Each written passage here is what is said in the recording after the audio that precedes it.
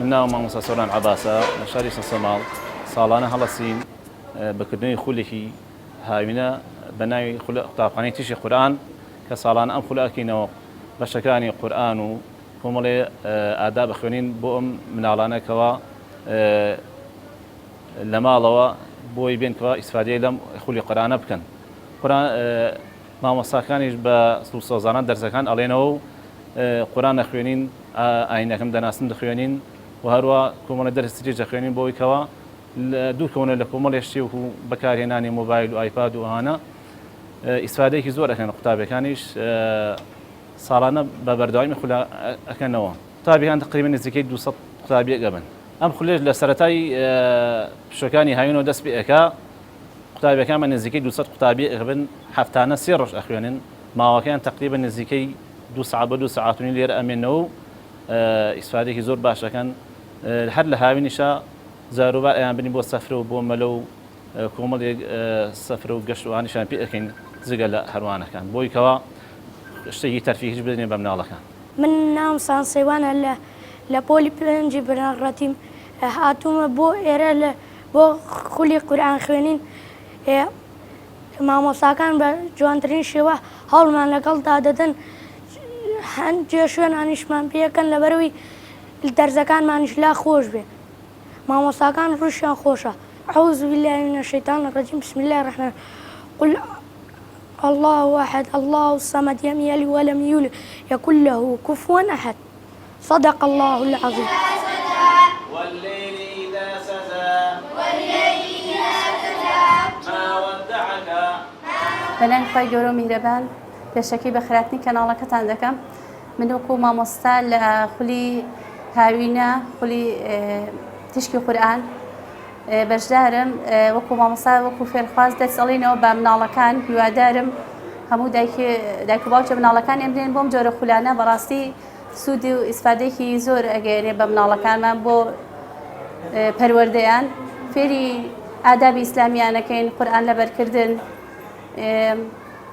ڕۆژانە ئیتر لە هاوینان بۆ نیە بچنە کۆڵات دێن ئەلێرە فێری ڕۆشتی بەرزیارەکەین. بە ناوی خۆی بەخشندە و میهرەبان. من ناوم نما عەدالەتە، لە پۆلی سێیەمم، هاتووم بۆ ئەم خولی هاوینە. زۆر سواسی مامۆستا فرمێسک ئەەکەم، زۆر هیلاک بوو لەگەڵمانە، دەرزی ئاداب و دەرزی قورئان و دەرزی ژیاننامەی پێغەمبەر.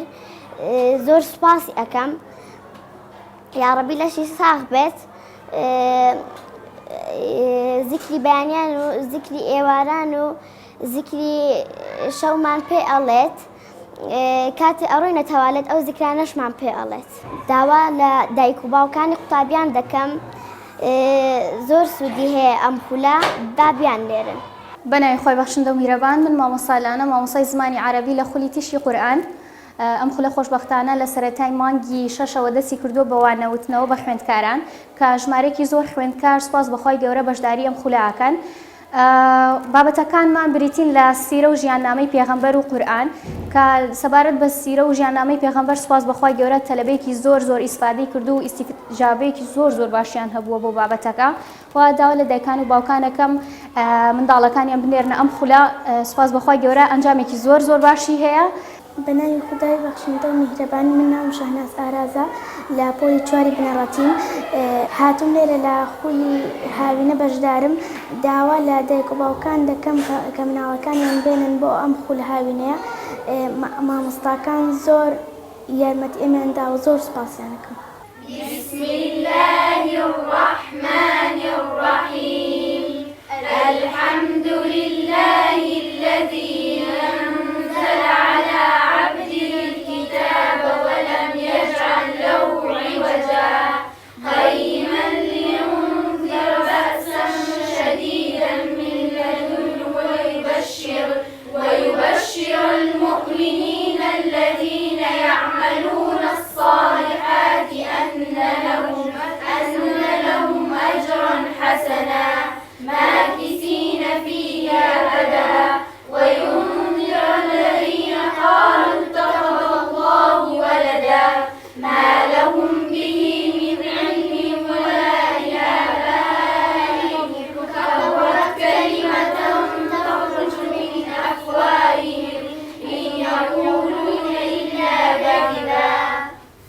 بەناوی خۆی بەخشندەی میهرەبان. دیارە ئێمە لە مەڵبەندی چەند چەماڵی کۆمەڵی دادگەری هاوینان ژمارەیەکی زۆر لە خولەکەینەوە. دیارە دەستگای نووری حیکمەوە هەر خولەکانی بەردەوامە، بەڵام لە هاوینانە چڕترە بێتەوە. ئەوە تیشکی قورئانە، چەندین خولی تری قورئانمان هەیە، ژمارەیەکی زۆر لە فێرخوازان لە تەلەبە لە کچان و کوڕان بەشداریەکەن دەرسەکانی ئاداب، عەقیدە، قورئان و چەندین بابەتی تەرفیهی و هونەری کە ئەمانە ئومێد دەکەم دایکان و باوکان زیاتر مناڵەکانی هەم بدەن کە لە هاوینانی ئیسفادە لەو خولانە بکەن و کاتەکانیان بۆ بگەڕێتەوە و ئیسفادەیان لێ بکەین. سوپاسی مامۆستاکانی شەکەین، بە تایبەتی مامۆستاکانی مەکتەبیش کە زۆر هاوکارمانن، لێبڕاوانە و خۆبەخشانە زۆر هاوکارمانن لەم خولانەیە. خی گەورە پاداشتی دایکان و باوکانی بدادنەوە کە متمانیان بەم دەستگا و بەم مەڵبەندە هەیە کە مناڵەکانیان تەسلیمە ئێمە ئەکەن و لە هاوینانە کە بتوانین بەشێک لەو ئاداب و ڕۆژتانەی کە لە ئەستۆی ئێمەیە. دیارە پەروەردەکردن و گرنگی پێدانی مناڵان خۆتان نەزانن ئەمانەتێکی گەورەیە، بە تایبەتی گرنگیدان بە قورئان و فێربوونی قورئان. هەمومانەزانی پلەپایی ئەو کەسانی کە گرنگی بە قورئانە دەن، ئەوانی کە هانی مناڵەکانیانە دەن لە قیامەتە چه ئەجر و پاداشتێکیان هەیە. خۆتان نەزانن لە ئاسی عالەم و میدیای جیهانیشا کە ئێساکە زۆر لە وڵاتان دژایەتی قورئانەکەن و قورئانە سووتێنرێ، ئێمە ئەتوانین زیاتر گرنگیدان بە قورئان ئێمە ئەتوانین ڕەدی ئەوانە بدەینەوە، چکە خۆتان نەزانن پیامبەر صلی الله علیه و سەلەم چەندەها جا دژایەتی کراوە، سوکایەتی پێکراوە، هەر بەڕەحم بووە لەگەڵ ئەو قەومانەی خۆیان. اللهم اهدی قومی فإنهم لا يعلمون. ئێمەش هەر بە سۆز و عاتیفەوە لەوانەوە ئەڕوانین کە دژایەتی ئیسلامەکەین، وەروە دوعای خێریشیان بۆ ئەکەین.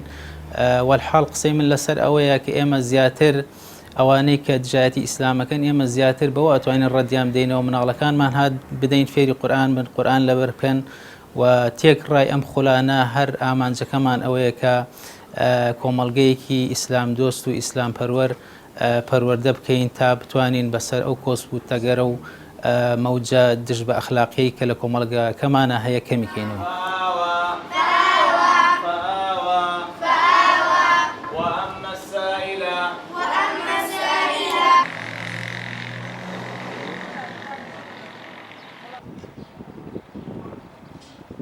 بسم الله الرحمن الرحيم. الحمد لله والصلاة والسلام على رسول الله.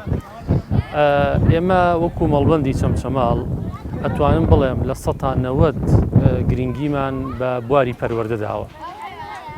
بۆچی؟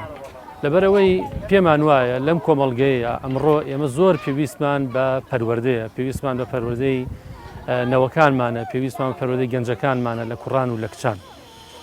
بەبێ گومان ئەگەر کەسێک پەروەردە بوو، مەیدانیان پەروەردە بوو، بۆ خۆی بە کەڵک دێ، بۆ عیلەکەی بە کەڵک دێ، بۆ گەڕەکەی بە کەڵک دێ، بۆ شارەکەی بە کەڵک دێ، بۆ وڵاتەکەی بە کەڵک دێ، خێرە داتەوە. ئەتوانین هەموو لایەک لێی بەهرەمەند بین لەو لە دروستکردنی ئەو مرۆڤە سەرڕاستە، لە دروستکردنی ئەو کەسایەتیە کە پەروەردەیەک بووە، پەروەردەیەکی ئیسلامیانە، پەروەردەیەکی دیندارانە.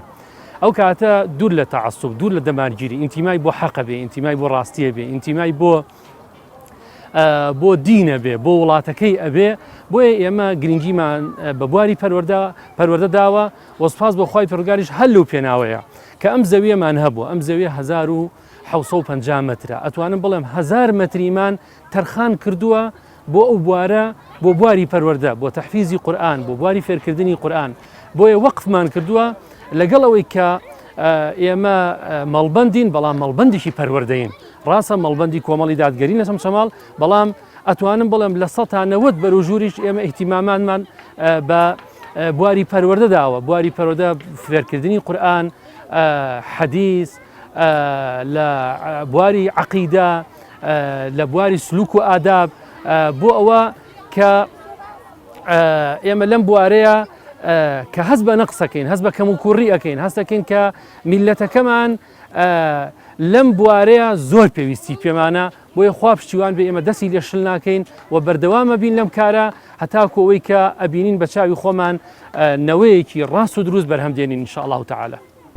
بەناوی خوای گەورە و میهرەبان ئێمە وەکو بەڕێوەبەری خولی هاوینەی قوتابخانەیەکی قورئان لە مەڵبەندی حوتی چەمچەماڵی کۆمەڵی دادگەری کوردستان ئەنجومەنی چەمچەماڵ بەشی پەروەردە هەموو ساڵێک لە کاتی پشووی هاوینەدا ئەم جۆرە خولانە ئەەکەینەوە کە خۆی ئەبینێتەوە لە وتنەوەی چەندە وانە لە وانەکانی قورئانی پیرۆز ئاداب و بیرروباوەڕی ئیسلامی و ژیاننامەی پێغەمبەری خوا صلی الله عليه وسلم کە ڕێژەیەکی بەرچاو لە قوتابیان بەشداری دەکەن لەم جۆرە خولانەدا کە نزیکەی 200 قوتابی دەبێت لە هەردوو ڕەگەزی کوڕان و کچان.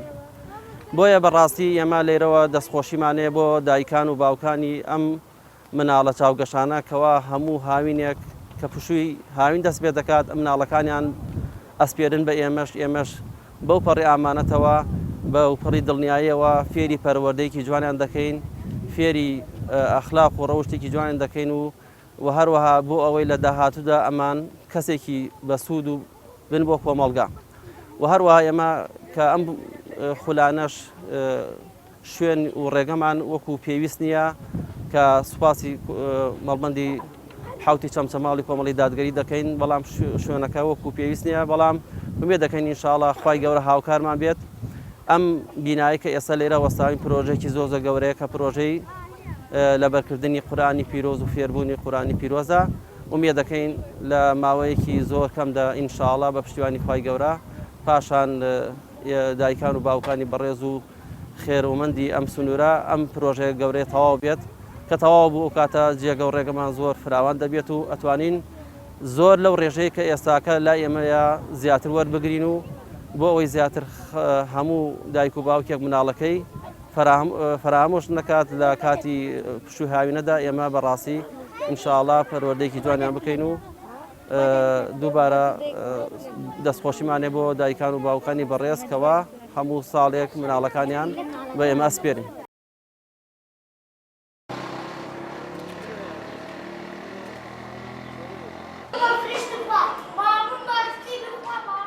لە دوای کۆنگرەی کۆمەڵی دادگەری کوردستان یەکێک لەو ڕەکیزە و منچین و بنەما سەرەکیانی کە ئیشی لەسەرەکرێت بێتێ لە بواری پەروەردە و پێگەیاندن. ئێمە لە سنووری مەڵبەندی چەمچەماڵ بە تایبەتی لە ناو قەزای چەمچەماڵ کە تیا ئیش و کارەکان لە ڕێگەی ئەنجومەنی چەمچەماڵی کۆمەڵی دادگەری وەردەگەخرێ یەکێک لە تایبەتمەندیەکان و یەکێک لە ئێحتیماماتە سەرەکیەکانمان بەڕاستی بریتێ لە بابەتی پەروەردە. ئێمە لە دوای تەواوبوونی پشوەکانی کە دەست پێکات کە قوتابخانە و خوێندەکان کۆتاییان پێێتی یەکێک لە ئەولویاتەکانمان بریتێ لە خولەکانی هاوینە. ئێمە دوای ڕاگەیاندنی خولەکانمان خەڵکێکی زۆر ڕۆکاتە بنکە و بارەگەکانی ئێمە وەکو هەر زانراویشە بنکە و بارەگەکانی ئێمە لە هەر شوێنێکە هەبن ئەبنە خێر و بەرەکەت و ڕەحمەت بۆ ئەو شوێنە. دوای کۆبوونەوەی ژمارەیەکی زۆر لە قوتابیان و خوێندکارانمان لە بنکە و بارەگەکانی ئێمە دابەشانەکەین بەسەر ڕۆژەکانی هەفتەیە هەروەکو ئەو خولی کە ئێستا هەمانە خولی قوتابخانی تیشکی قورئان دابەژون بەسەر دوو جۆر لە کاتەکانی خوێندنا بەشی بەیانیان و هەروەها بەشی ئێواران. ئێمە بەڕاستی لێرەوە سوپاسی دایکان و باوکان و کەسوکاری قوتابیان و خوێندکارانەکەن کەسی قەومتمانیان بم مامۆستا پەروەردانی لای ئێمە هەیە وەکو خۆتان تەسویتان کردو بینیوتانە ئێمە ژمارەیەکی زۆر لە خوێندکار و قوتابی لە دەوری خولەکانی ئێمە کۆ بێتەوە. ئەم خولانێمە لە ڕاستیە هەمە جۆرن بەشێک لە خولەکانمان تایبەتن بە بیر و باوەڕ، بەشێکیان تایبەتن بە سیرە و ژیانی پێغەمبەر صلی الله علیه و سلم، بەشێکیان تایبەتن بە ئادابی ئیسلامیەکان و لە پاڵەوەشا بەڕاستی بەشێک لە دەرزوانەکانی خوێندن گەشت ئەخوێنن. ئەم خولانی ئێمە ساڵانێکی زۆرە بەردەوامن، ئێمە فیدباکی ساڵانەمان هەیە بەشێکی زۆر لەو خوێندکارانەی کە لای ئێمە لە خولە جۆر بە جۆرەکانە بەشدارێ بن ئەتوانن نمرە و دەرەجێکی زۆر باش بێنن و تەنانەت ئەتوانن سوودیشی لێ ببینن بۆ وانەکانی خوێندنگە.